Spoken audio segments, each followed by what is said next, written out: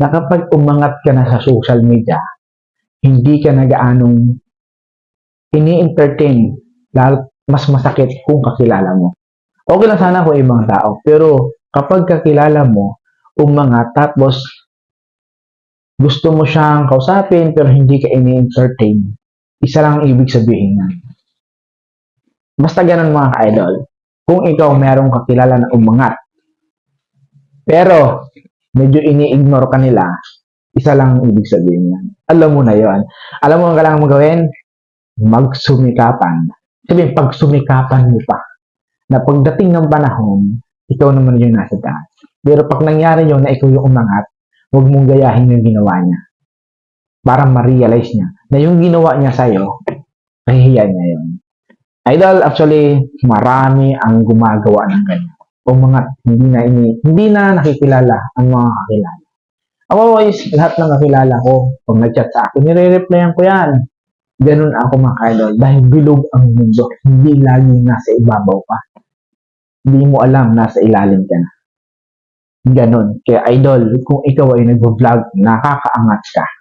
Yes, kung nakakaangat ka sa kakilala mo, kaibigan mo, kapamilya mo, kapag humingi sa'yo ng idea, huwag mong ignore. Replyan mo hanggat maaari.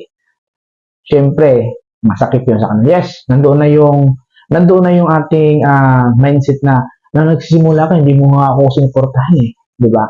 Hindi mo ako sinusuportahan tapos ngayon mag-chat ka sa akin. Nandoon na yon, normal yon. Huwag mo nang bawian ng hindi maganda.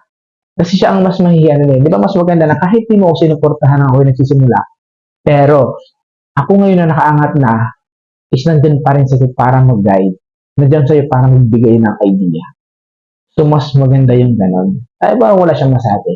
So, medyo hindi lang maganda na kapag umangat na, marami kasi ako mga ka-idol na ganon, na kaibigan, tapos mga dating nagtatanong sa akin sa social media, tapos umangat lang, tapos nabalitaan ko sa isang supporters ko.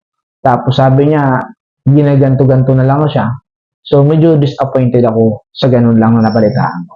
Kasi dati nagtatanong-tanong lang naman sa akin. Tapos umangat na, nakita ko. Tapos nagtanong sa akin yung isang followers ko, yun yung kanyang trato sa kanya. So, sabi ko, hindi maganda yon. May mga ganun talaga, totoo pala yon, na hindi lahat ng tao na kapag umangat ay dyan pa rin.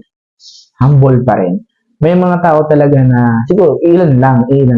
May mga tao, mga idol, na kapag nakaangat na, bumabago talaga yung mindset. Lumalaki yung mindset niya. Tapos, nalilimutan niya na yung sarili niya na hindi niya alam na pwede siyang bumalik sa dati. Pwedeng bumaliktad yung sitwasyon niya. Diba? So, kailangan normal na normal. So, bakit ko nga ba sinasabi ito? Siyempre, kung nanonood ka sa video ko ngayon, so, kung tinamaan ka man sa video ito, sorry. So, nasa yon, ako lang naman is gusto ko na itama yung maling mindset na gano'n. Pero nasa iyo pa rin yun kung gano'n talaga siya. Diba? Kung gano'n talaga ikaw.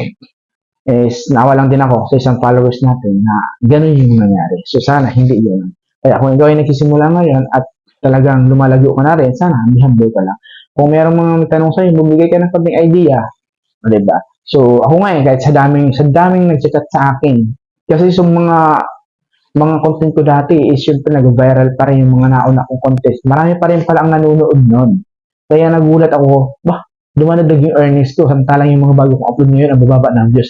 Yung pala, yung mga views ko, ay yung mga video ko dati is nag-viral pa rin. So, yung mga idol, grabe, masaya kapag ikaw ay vlogger kasi yung mga content mo na mga interesting video is nag-viral pa rin kahit gano'n nakatagal. Idol, maging humble ka lang. Sabi nga, ang taong nagpapakumbaba ay itataas ng mahal ng Panginoon. Ang taong nagpapakamataas ay ibababa ng mahal.